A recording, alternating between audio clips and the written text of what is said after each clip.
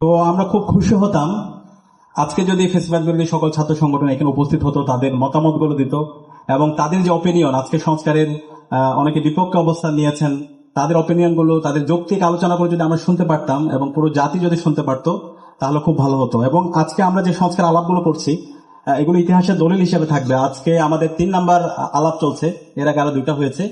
আমরা প্রত্যেকটা আলাপ একদম রিটেন ডকুমেন্ট হিসেবে বের করবো, এটা ডাকসুতে থেকে যাবে। 2025 সালে যে ডাকসু, সেটা হিস্ট্রিক্যাল ডকুমেন্ট হিসেবে থেকে যাবে, প্রত্যেকের অপিনিয়ন গুলো, কথাগুলো।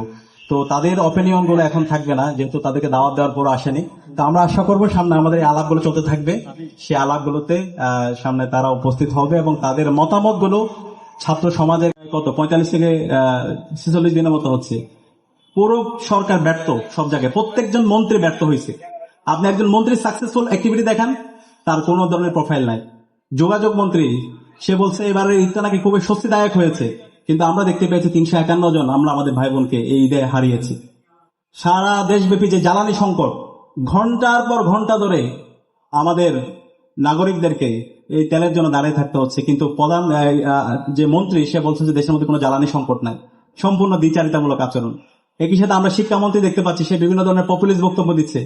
আমরা দেখতে পাচ্ছি তিনি বক্তব্য গিয়ে কচিমচি যারা শিশুরা আছে তাদেরকে জিজ্ঞেস করছে তারেক রহমানের মেয়ের নাম কি, প্রাইম মিনিস্টার সাবেক প্রধানমন্ত্রী বেগম খালেদা জিয়ার নাতির নাম কি।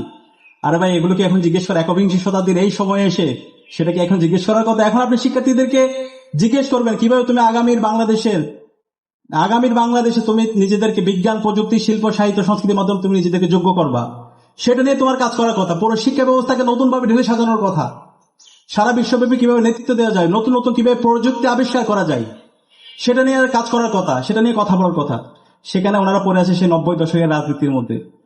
তো আলটিমেটলি বিএনপি এখন যা করতেছে নিজের পায়ে নিজে কোড়াল মারা। তাদের 2টা সুযোগ ছিল, যে জুলাইয়ের আকাঙ্ক্ষাকে ধারণ করে সংস্কারের পক্ষে অবস্থান নেওয়া, অথবা এই জুলাইয়ের শহীদদের সাথে গাদ্দারি করে, জাতির সাথে প্রতারণা করে, জনরায়কে উপেক্ষা করে নিজেদেরকে পতনের দিকে নিয়ে যাওয়া। তো এখন ওনারা যদি নিজেদেরকে পতনের দিকে নিয়ে যেতে চায় তাহলে তো আমাদের আর কিছু করার নেই। এবং আমি দৃঢ়কণ্ঠে বলছি, বাংলাদেশে জুলাই সনদ বাস্তবায়ন হবে। যতগুলো অধ্যাদেশ হয়েছে প্রত্যেকটা অধ্যাদেশ বাস্তবায়ন হবে ইনশাআল্লাহ। 90-এর গণ অভ্যুত্থান পরবর্তী কেয়ারটেকার সরকার ভিত্তি করে বিএনপি ক্ষমতা এসেছিল, পরবর্তীতে এটা বাতিল করছে। এরপরে গণ আন্দোলন হয়েছে, পরবর্তীতে কেয়ারটেকার দিতে বাধ্য হয়েছে। এই কেয়ারটেকার সরকারের আন্দোলনের চেয়ে 1000 গুণ শক্তিশালী আন্দোলন হবে জুলাই সনদ বাস্তবায়নের আন্দোলন। এই গণভোটের যে জনরায়, সেটা বাস্তবায়নের আন্দোলন, অধ্যাদেশগুলো বাস্তবায়নের আন্দোলন।